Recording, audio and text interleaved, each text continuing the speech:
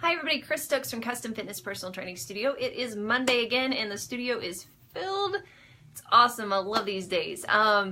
We're also having Bring a Friend Week, so we've got even more people coming. So if you want to come try us out, this will be the week to do it. Can come in, can be my friend if you don't have another friend that comes here. We'd love to just take you through whatever workout that you'd like, whether it's a private session, a semi-private session, or a small group training. We just like to let people know what it is that we do and what the experience is like, because we're definitely unlike other gyms that you'll find and other experiences that you'll find even with other personal trainers. So, anytime that we get the opportunity to really show people what it is that we do, we love to do that.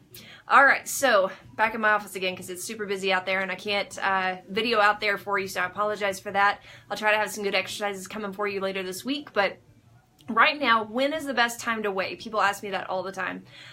So women fluctuate 5 to 10 pounds on any given day. Men fluctuate about 4 to 8 on any given day, depending on what else is going on, what they've been eating, those kinds of things.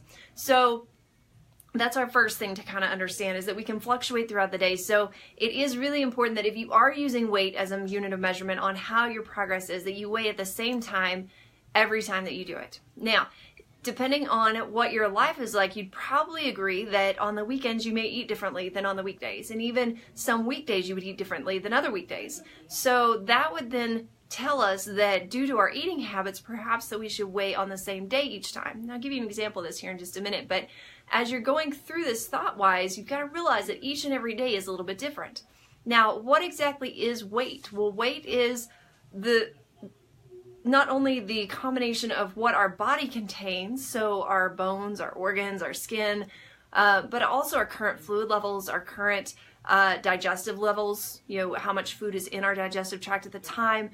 Many different factors go into weight. So is weight really credible? Probably not as much as you'd like. If you set 3 different scales out and you weighed on each one of them, you're more than likely going to weigh something different on each one of them, at least a little bit. Sometimes a lot. So a lot of times we get caught up in this, how much do I weigh? And if we aren't weighing what we think we should, then we feel like a failure. And so that's really not what we want out of life. We want to feel success.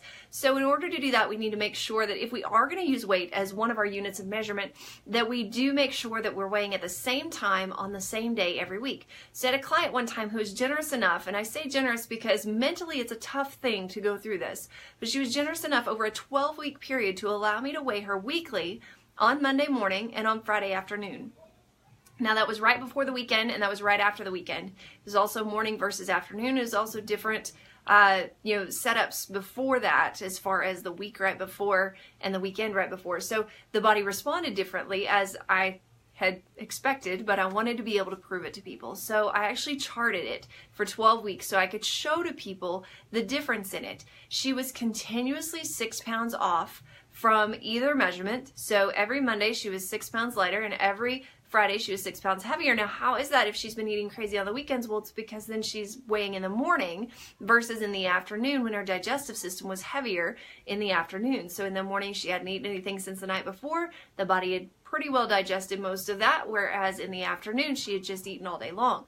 So even though she had weekends where they were a little bit higher, a little bit lower, it seemed to take a progression throughout the week. So over that 12-week period, it was always the same high and low, but they gradually moved down together. So as she lost weight, Monday's weight went down, Friday's weight went down, but they were not the same weight. So I don't know if that means much to you or not, but I also had another client recently come in who had only lost about 2 pounds over a month's period. And she was so frustrated, and it makes me so sad whenever clients are frustrated. So I do everything I can to make sure that they see the full picture.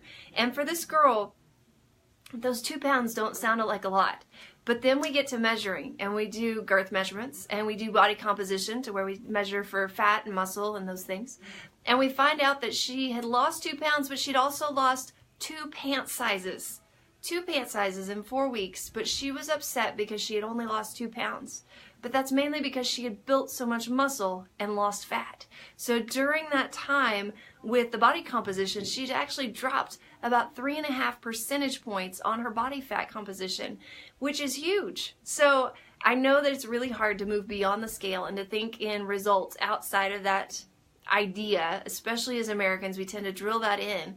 But if you can, take a moment and open the mind to the fact that there are other measures and that there is other success outside of that number, that number is not you, but rather what is composing you at the moment, whether it's hydration or non-hydration, digestive issues, inflammation, your muscle, your fat. It all comes together, but it makes this one number that really doesn't define who you are or your success level. So instead, whenever you're looking at success, you need to take several factors into consideration. So if you're doing it by metric analysis instead of by how you're feeling and how you look in the mirror, if you're using a metric analysis, we really need to make sure that we at least have weight and girth measurements and an idea of pant size or dress size or shirt size, that you've got something in mind there.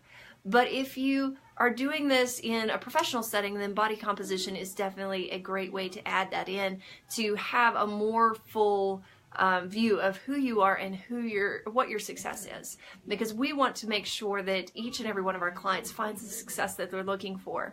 Now, after we spoke with that girl who was so upset about the 2 pounds and went through all the other assessments and showed her the differences that she had experienced, even though she knew about the 2 pant sizes, she didn't really believe it until we got through all of that, and she was so ecstatic to see that there was something more to all of this than just weight. So, is there a right time to weigh? Yes. If you're going to weigh, you want to weigh every time on the same day and at the same exact time with the same clothes on or non-clothes on, whatever you're doing.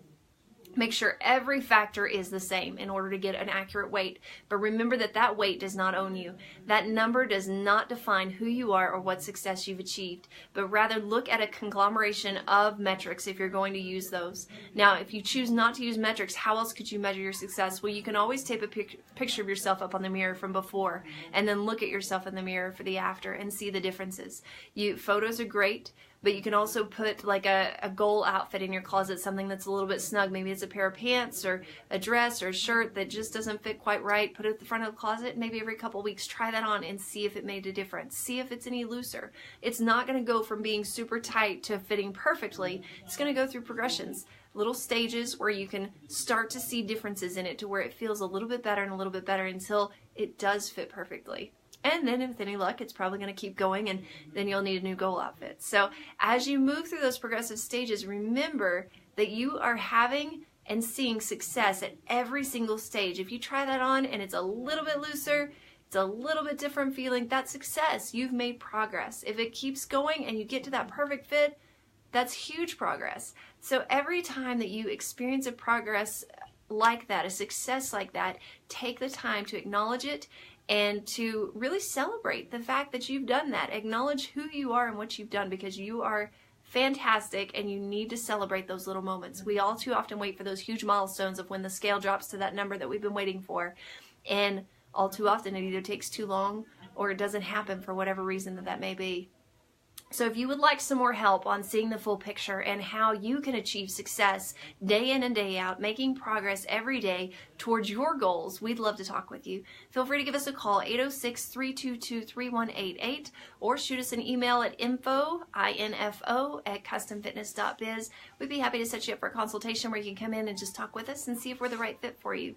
But that's what we do daily, is help our clients to find success through small progress each day, small habit changes each day that end up leading them to their goals. So I hope that gives you something to think over for the evening, and I will see you soon. Have a great one.